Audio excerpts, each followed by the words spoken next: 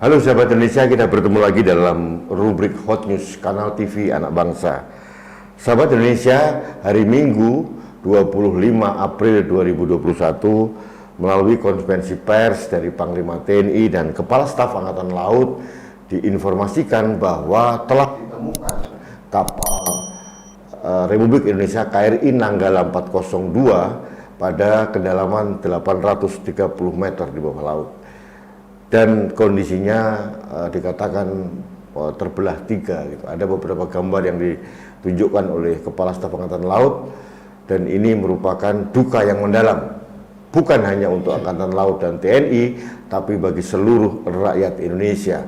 Kita kehilangan 53 patriot bangsa, dan ini membuat kami benar-benar sangat terpukul. Bukan hanya kami, karena saya mendengar beberapa sahabat saya di luar negeri, warga Indonesia juga luar biasa berduka.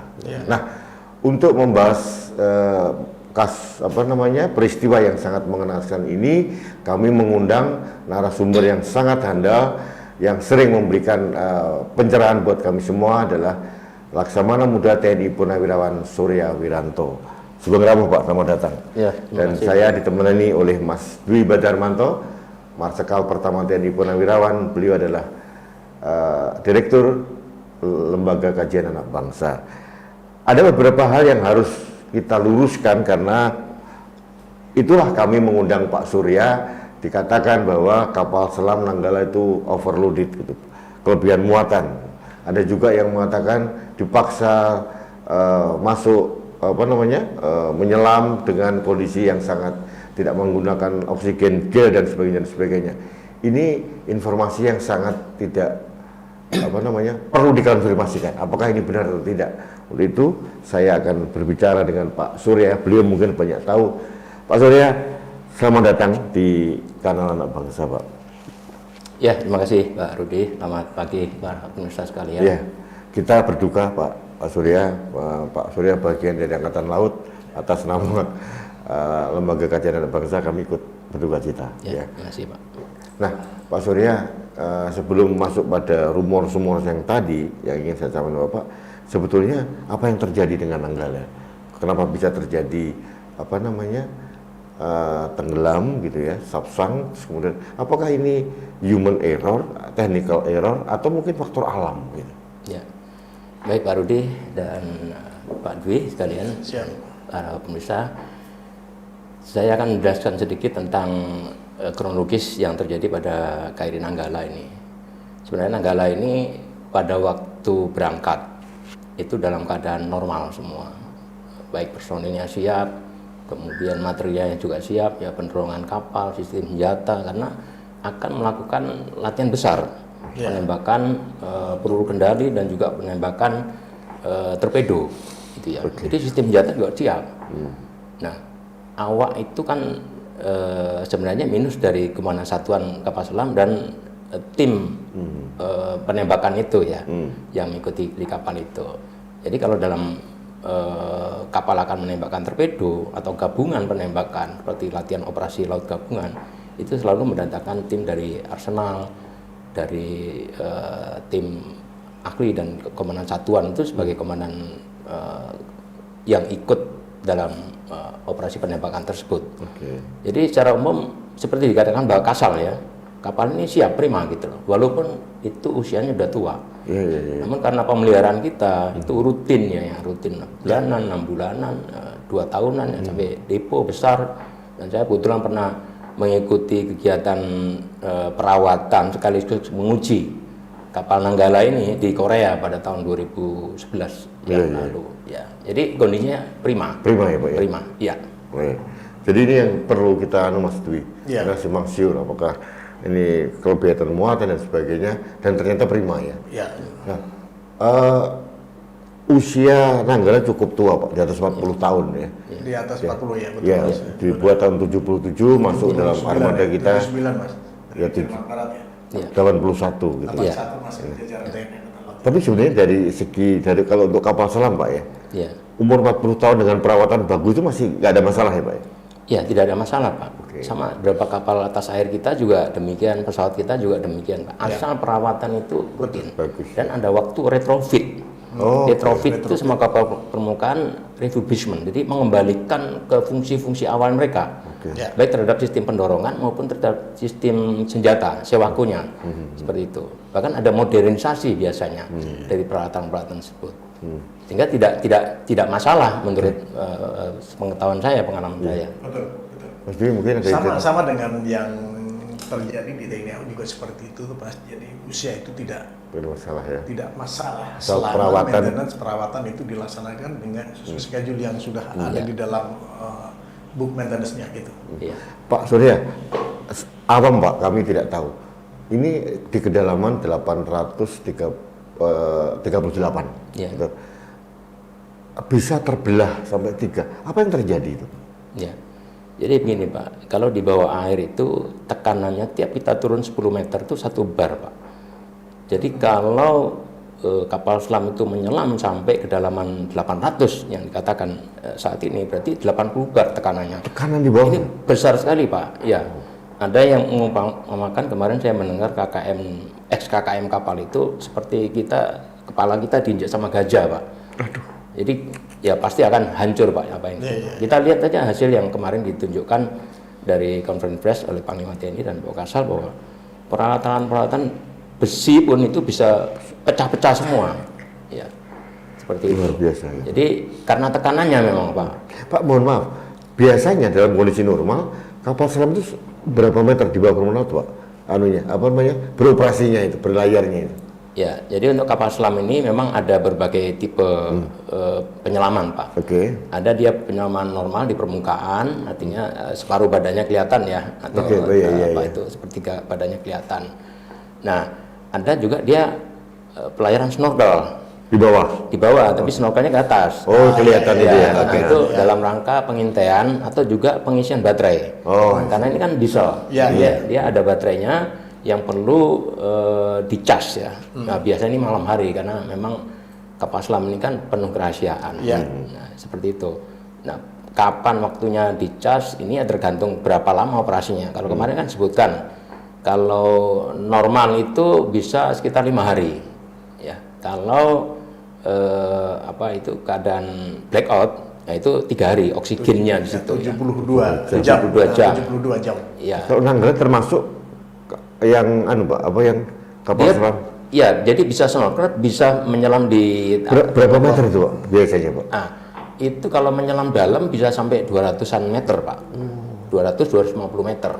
Dan kapal selam yang terakhir Alugoro ini yang baru diluncurkan, ya itu kan bisa 305 meter kalau nggak salah di bawah permukaan. Iya, sudah dites betul. Ada pertanyaan sekarang, mengapa sampai sekarang untuk Nanggala 402 sampai tersedot di kedalaman di atas 700? Ada yang terjadi Pak?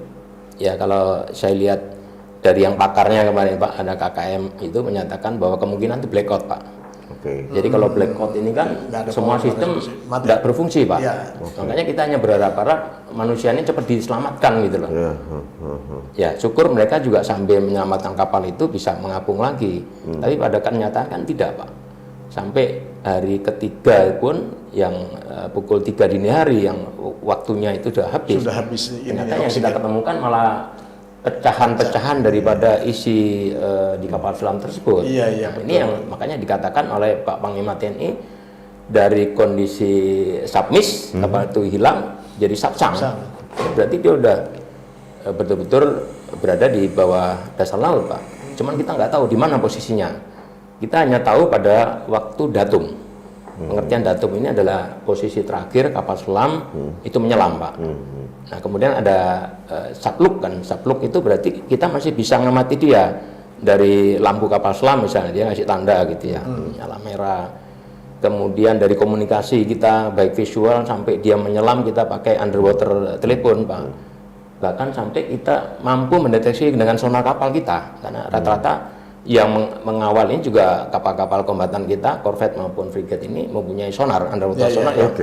Oh, dikawal ya Pak ya? Iya, dikawal. Selain deteksi ada underwater telepon juga yang bisa berhubungan Pak. Nah, kalau udah sapluk ini berarti kita sudah miss itu semua. Kan sejak menyelam itu ya, pukul 3 sampai pukul 4 berapa ya dia laporan, itu sudah nggak ada kontak lagi Pak. Jadi kita tahunya ada datum sini. Nah, Tim SAR, Basarnas dan Angkatan Laut Republik Indonesia dan lain-lain termasuk yang dari luar negeri itu perhitungan dari titik datum itu, Pak. Ternyata kemarin ketemunya barang itu kan berada lebih kurang berapa ya, 150 yard ya dari posisi itu, dari posisi datumnya, Mas, datumnya itu. ya. Nanti kan dia kemungkinan melayang turunnya ke bawah karena Dulu pertama kali kan ada informasi tentang adanya palung gitu ya, terserap dengan benar nggak seperti itu, Pak? ya kalau saya lihat kedalaman di sana, Pak, kebetulan saya udah beberapa kali mengikuti latihan penembakan terpego ini, Pak. Mulai saya dulu Letnan 2 baru lulus, Pak. Saya di KRI Rakata mengikuti latihan nembak dan itu memang daerah latihan Angkatan Laut. Oh di situ, Pak. Ya, kalau menurut saya di sana tidak ada palungnya, Pak. Hanya kedalamannya aja berbeda-beda. Mulai 600, ada yang 700, 900, 1000 dan sebagainya. Kedalaman permukaan itu mempengaruhi arus juga, Pak ya? Mempengaruhi arus, Pak. Dan kebetulan sana kan dekat Selat Bali, Selat Lombok, Pak. Iya. Itu kadang-kadang saya pernah berlayar sana juga nggak bisa jalan, Pak, karena kuatnya arus, Pak. Iya. Antara arus yang di Pasifik dengan yang di Samudra India itu yang mempengaruhi jalan itu. Jadi kemungkinan dia geser dari datum itu karena arus, Pak. Arus bawah laut. Iya, gitu. Terus begini, Pak Surya, itu kapal bisa terbelah menjadi 3 itu, Pak ya. Itu apa memang kapal selam itu memang sudah dibagi 3 bagian itu, Pak?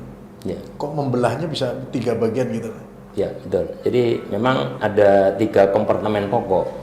Makanya seperti kapal selam ini kan kita buat yang sekarang ini sudah TUT ya, dengan pihak Daewoo Korea. Jadi awalnya dibuat sana, kru kita ke sana ya.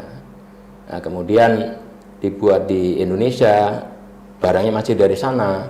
Ya itu kan terpotong-potong itu di bawahnya, baru disambungkan di Indonesia. Ya. Nah, yang Alugoro ini sudah murni semuanya dibuat di Indonesia. Gitu. Jadi sambungan-sambungan ini memang di welding, di las gitu ya, dengan kuat. Dan itu tidak boleh ada sekecil jarum pun yang bocor gitu. Harus di testing betul. Makanya pada waktu pengetesan itu teknis, saya dulu ikutin juga. Menyelam itu bertahap, Pak. Bertahap. Mulai dari snorkel, dicek semua, pintu-pintu kedap, cek bocoran, nggak ada bocoran. Dia ke dalam lagi, dicek lagi ke dalam. Sampai kemarin yang Alugoro bisa mencapai 305 meter kedalaman. Ya. Jadi kalau kemungkinan pecah karena memang desainnya seperti itu, dia akan pecah dan isi di dalamnya juga karena tekanan yang demikian besar di bawah itu udah pasti pecah. Nah, kalau kemarin dari ROV-nya itu kan dilihat kan tidak nampak ada awaknya gitu, tidak ada manusianya. Nah, tadi dibayangkan 80 itu menekan manusia seperti gajah menginjak kepala manusia ya. Ini memang sangat menyedihkan. Pak Surya, kalau boleh tahu, kekuatan angkatan kapal selam kita itu ada berapa? Selain Nenggala, Alugoro dan sebagainya, ada berapa buah? Ya, kalau dari sejarahnya Pak, dulu Pak Soekarno kan mendatangkan kapal selam dari Soviet, Pak. Karena dulu kita ketahui sama ya, itu membuat Indonesian Navy itu sangat kuat, Pak, di Asia. Pada saat itu, Mas. Kayak kita gunakan juga operasi Trikora merebut Irian Barat, ya, dan itu menggetarkan juga pihak Belanda yang pada waktu itu tetap mempertahankan Irian Barat sebagai bagiannya dia. Itu ada 12 kapal selam kita, Pak. Waktu itu. Ya, jadi yang tipe whisky, yang dari Soviet. Nah, setelah kita putus hubungan karena politik dengan Soviet, maka seluruh kapal selam termasuk kapal pendukungnya, dulu ada KRI Ratulangi, Tamrin itu yang supporting ship for submarine, itu udah nggak berfungsi semua, Pak, karena dukungan sekarang nggak ada. Saya mengalami betul itu zaman peralihan itu, kemudian peralihan arus baru, kita mulai mengadakan pembelian di Belanda, di Inggris, di Jerman dan sebagainya sampai yang sekarang. Nah, kapal selam sekarang 2 itu memang penggantian dari yang whisky awal, Pak. 2 itu kita dua ini maksudnya yang Cakra sama Nanggala kan dulu, Cakra dengan Nanggala. Alugoro belum berfungsi, Pak. Belum. Itu kan Alugoro kan masih lebih baru, Pak. Dia di Korea. Jadi dibuat 2 dulu, Pak. Nah, itu waktu itu ya sudah gantian aja, Pak. Operasinya. Nah, kemudian Kementerian Indonesia ingin lebih memperkuat untuk pertahanan negara, diberilah kapal selam yang tipe Alugoro CS ini. Iya. Beberapa. Jadi sekarang Alugoro masih dipersiapkan. Masih dipersiapkan. Oke. Ya. Berarti yang berfungsi hanya Cakra Pak sekarang. Cakra dengan Nanggala yang berfungsi. Nanggala sudah nggak ada ya, berarti Ya. Ini Cakra. kemarin kan juga dikerahkan 2 kapal ya, cuman saya nggak tahu yang mana ini yang dikerahkan untuk mensupport kapal yang tenggelam ini, Pak. Dengan kapal selam Dengan juga? kapal selam juga. Alugoro udah jalan. Udah jalan? Udah jalan. Oke. Kemarin Ya. Kasal kan on board di Alugoro itu saat. Iya, sudah operasional. Sudah sebenarnya, operasional, Pak. iya. Tapi memang yang ditugaskan untuk nembak ini Nanggalanya. Nanggala. Untuk nembak torpedonya. Oke. Ya, seperti itu. Ini menarik ya Mas Dwi. Mungkin sahabat Indonesia belum tahu penamaan kapal selam ini. Alugoro dan Nanggala itu senjata dari Baladewa. Ya, betul. Hanya 2 itu. Cakra, Mas. Cakra Kresno. Kresno, iya. Jadi adiknya Baladewa. Jadi memang luar biasa. Ini penamaan kenapa menggunakan Baladewa dan Cakra, Baladewa dan Kresno di mana Pak? Siapa yang menentukan penamaan? Ya, penamaan itu kan biasanya diusulkan oleh satuan kapal selam itu sendiri, Pak. Oke. Seperti yang kami di kapal permukaan, misalnya di unsur itu striking force atau supporting force, patrolling force itu biasanya berembuk dulu, Pak. Iya. Kita mau namakan apa kapal baru ini gitu. Nah, untuk kapal-kapal selam ini memang nama-nama senjata semua, Pak. Iya.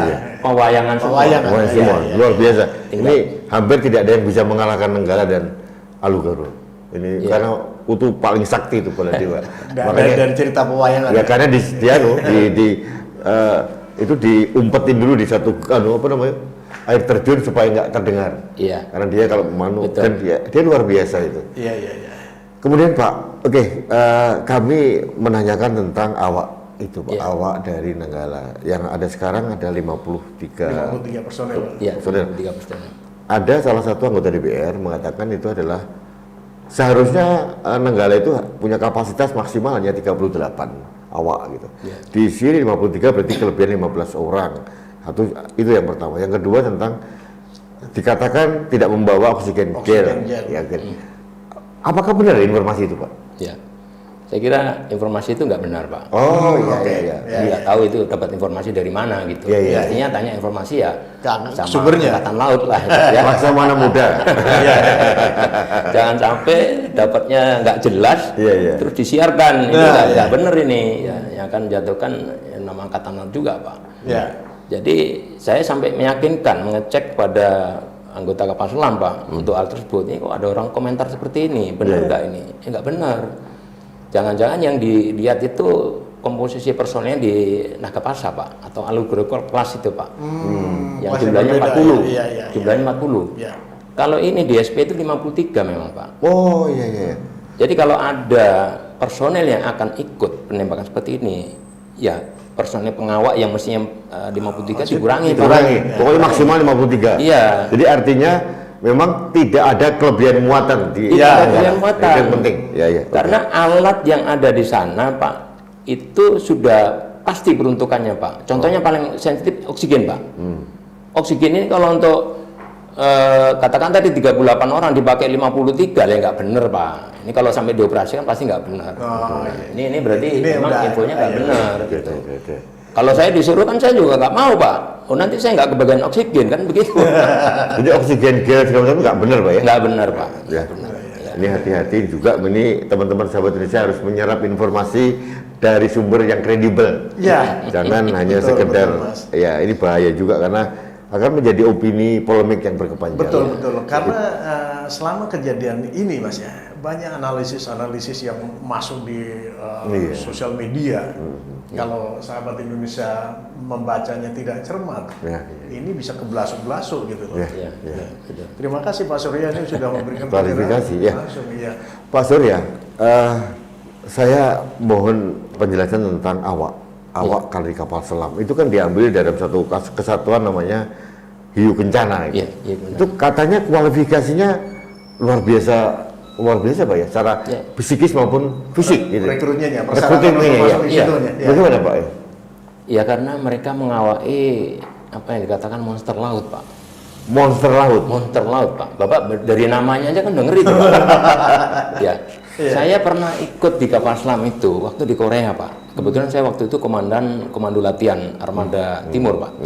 Nah, saya ditugasi bersama komandan satuannya juga itu untuk mengetes kapal ini. Kalau komandan satuan ini mengecek kesiapan peralatan dan sebagainya. Kalau saya tugasnya menguji. Gladi tugas tempur tingkat 1 dan tingkat 2, Pak. Jadi betul-betul kita meyakinkan kapal ini sebelum berangkat itu sudah siap, ready, baik peralatan maupun pengawakannya. Gitu ya. Nah, anggota kapal selam ini, Pak, itu biasanya diambil dari perwira muda, Pak, pangkat letda atau letu yang dia sudah perwira yang perwira 2 tahun berdinas, Pak. Artinya udah punya pengetahuan yang cukup lah tentang. semua perwira? Iya, ada juga yang anggota. Kalau anggota ikut langsung. Ini saya bilang yang perwiranya dia harus pengalaman. Anggotanya juga tetap harus ada pengalaman dulu di laut, Pak. Nah, mereka dilatih khusus tentang pengawalan kapal selam. Yang ini tingkat tensinya memang tinggi, gitu ya.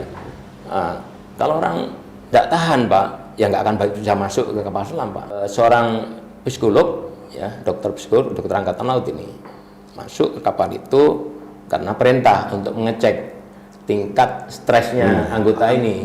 Ya, begitu dia ikut berlayar, ikut menyelam, ya. Terakhir yang stres itu bukan anak buah kapal, dokternya yang stres. Jadi bisa dibayangkan, Pak, saya sendiri orang kapal atas air, Pak, kapal perang permukaan. Begitu stres masuk juga di kapal selam itu, saya merasakan apa ya, Pak? Stres tingkat tinggi, Pak. Kapal selam itu kalau mau nyelam, Pak, dikasih komando, Pak, nyelam 1 meter, 2 meter, 3 sampai 20 meter. Setelah 20 meter itu tiap 10 meter dilaporkan, 10 meter, 20 meter, 30 meter dan seterusnya, Pak. Terus sampai kemampuan selam terakhirnya dia. Jadi semua supaya ABK itu merasakan betul, Pak. Nah, sebelum nyelam itu juga diyakinkan pintu-pintu kedap itu baik yang di atas, Pak, pintu snorkel, pintu semua tertutup rapat dan berfungsi gitu, Pak. Tiap tahapan-tahapan ini juga dicek, Pak, aman atau tidak gitu. Kalau misalnya ada kebocoran, ada kerusakan, ada blackout, cepat ditangani dan kapal pasti muncul, Pak. Nah, kalau kejadian ini kapal selam tidak sempat muncul. Jadi berarti kemungkinan blackout kemudian tidak bisa diatasi, ya, sehingga dia jatuh bebas ke air. Terus terserap dengan pusaran itu ya. Bahwa dia tidak didatum karena memang dia punya kecepatan luncur karena beban dan juga ada arus yang kuat di bawah laut sehingga agak bergeser dari situ. Oke. Ya, seperti itu. Pak Surya, pada saat meluncur ke bawah, misal blackout kemudian karena beban berat yang terlalu ini, itu kemudian meluncur ke bawah, itu tidak ada emergency exit apa segala itu, Pak? Kalau di pesawat kan ada emergency exitnya misalnya gitu. Iya. Kalau di kapal selam itu ada nggak? Nah, kalau kita melihat penemuan-penemuan terakhir, Pak, ada pelampung seperti pelampung itu yang orange ya, itu kan alat penyelamatnya untuk anak buah kapal. Berarti peralatan darurat itu sudah dibuka dari kotak masing-masing, sudah dipakai mungkin, gitu ya. Sehingga status darurat memang ada dan kesiagaan darurat juga ada. Nah, cuman antara kesiapan dia untuk escape dengan kecepatan luncur kapal selam ini lebih cepat meluncurnya karena kapal selamnya berat. Nah, biasanya saya kebetulan dulu pernah juga saya di KRI Rakata, Pak. KRI Rakata itu pernah membantu kapal selam tipe Whiskey dulu yang duduk di dasar laut di bui alur pelayaran barat Surabaya, nggak bisa naik, Pak. Nah, kita bantu, Pak, untuk service-nya. Itu kan jadi kemungkinan seperti itu, cuman karena dia dangkal, Pak, masih memungkinkan di survive ya.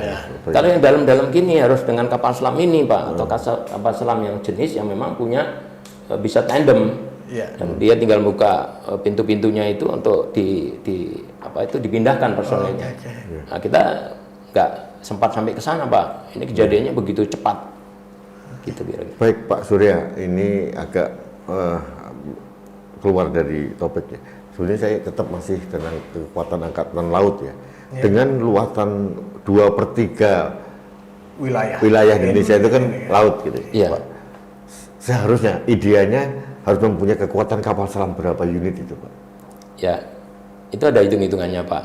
Ada hitung-hitungannya. Seperti kapal permukaan itu kan ada tipe kapal tempur, ada striking force, ada tipe kapal bantu, ya, supporting force, ada tipe patroli, Pak. Oke. Nah, yang patroli ini ya digunakan patroli sampai laut teritorial lah di perairan pedalaman, perairan kepulauan. Sedangkan yang tingkat lebih atas, striking force ini untuk tempur dan bisa juga patroli yang jauh sampai ke zona ekonomi eksklusif 200 nautical mile, Pak. Nah, untuk kapal selam ini memang bukan untuk patroli biasa, Pak. Dia ini patroli senyap. Ya, diam-diam itu tiba-tiba dia bisa muncul di depan pelabuhan negara sahabat misalnya atau negara calon musuh misalnya.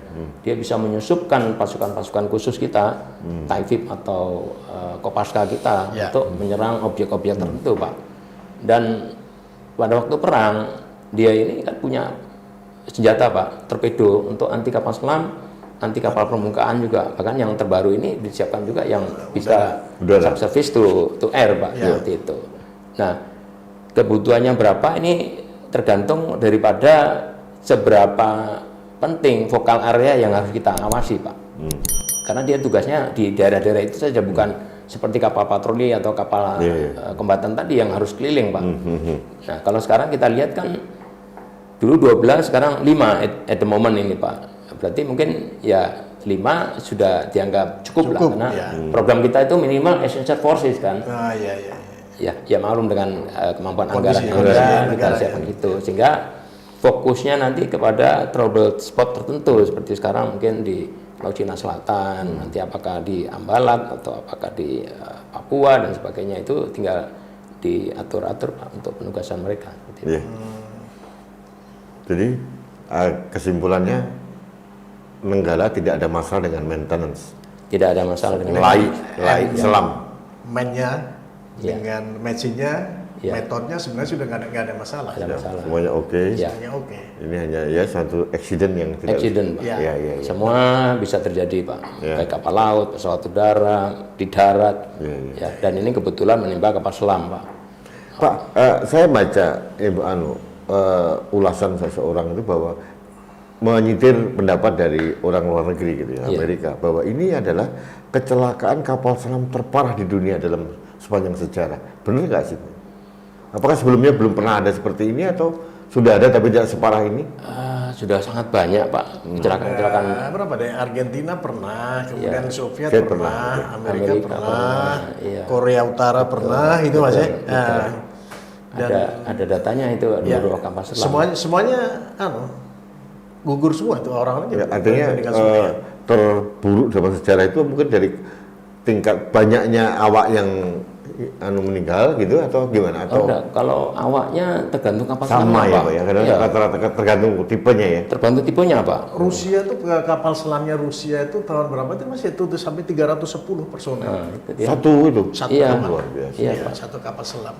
Nah, yang San Juan itu kan juga yang ada disiarkan daminya kapal itu bagaimana proses tenggelam dan sebagainya. Itu kan sempat diambil kerangkanya, Pak. Nah, seperti itu kan, dia terpotong gitu, Pak, di dalam, dan isinya udah nggak ada, hilang semua. Nah, yang sekarang kita nggak tahu ini mau diapakan, apakah mau disalvage, diambil, atau ya sudah dibiarkan sana karena kondisinya juga sudah tidak utuh gitu ya. Manusia yang selamatan juga sudah pasti tidak tidak mungkin bisa gitu. Atau mungkin begini ya Mas Rudi, mungkin dianggap terburuk itu karena kapal selam Nanggala 402 itu terbelah menjadi 3 bagian itu, mungkin itu yang dianggap terparah.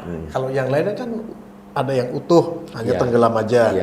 Kemudian ada yang tenggelam aja Mas. Ada yang tenggelam utuh memang karena blackout itu aja tapi kedalamannya masih memungkinkan dia safe.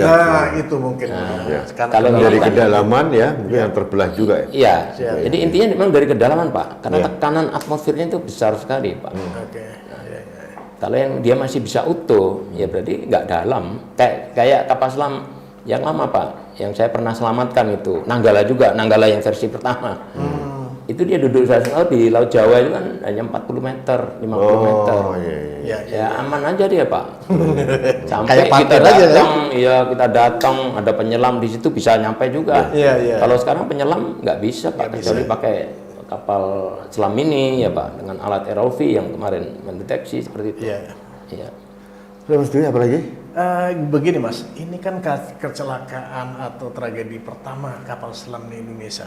Ini mestinya akan dievaluasi, kemudian akan dijadikan apa Mas bahan untuk ke depannya. Iya. Begini Pak Surya, saya menyoroti masalah awaknya. Iya. Awaknya ini kan meninggalkan keluarga juga. Iya. Saya sudah kemarin sudah mendengar memang ada penghargaan dinaikkan 1 tingkat semua personil. Iya. Tapi apakah itu udah cukup dari situ? Hanya sekedar dinaikkan pangkat, Iya. anumerta kan itu Mas? Iya. Nah ini barangkali perlu dipikirkan bukan hanya kepada awak kapal selam, tetapi TNI khususnya yang semuanya mengandung risiko. Ya, Iya. ini perlu kita suarakan agar bukan hanya sekedar dinaikkan pangkat, Iya. tetapi ada penghargaan lain yang bisa dinikmati oleh keluarga kan gitu. Iya. Ini bagaimana Pak Surya melihatnya nih?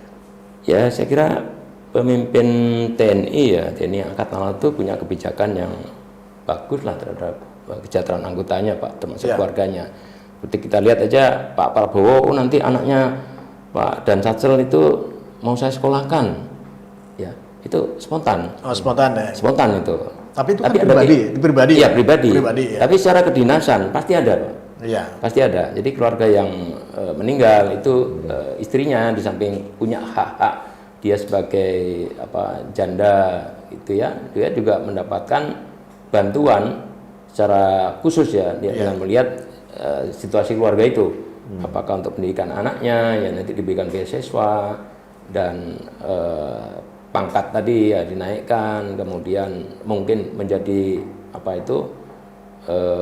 pahlawan ya, dia akan menjadi pahlawan karena dia gugur dalam tugas. Gugur dalam tugas, resmi, ya, ya. itu yang bukan tewas ya, ya. gugur Gugur dalam tugas. tugas, Jadi ya. ada penghargaan khusus Ya. dari pemerintah.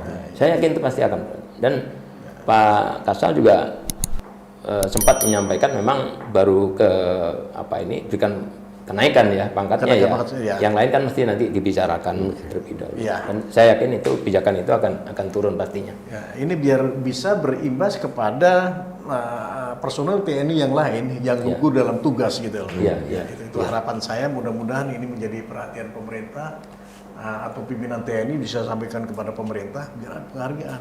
Biar para prajurit kita itu melaksanakan latihan dengan semangat, tidak ada sesuatu yang perlu dikhawatirkan gitu. Iya, betul. Ya. Jadi masalah-masalah operasi laut begini ini memang hari-hari menjadi kajian kami, Pak, Iya, di pusat PPAL, Pak. Oh, PPAL. Persatuan Purnawirawan Angkatan Laut. Oh iya. Juga saya kebetulan di Indonesian Institute Maritime Studies Iya. bersama Laksamana Pinarken Sondak itu kita selalu mengkaji, Pak, hal seperti ini.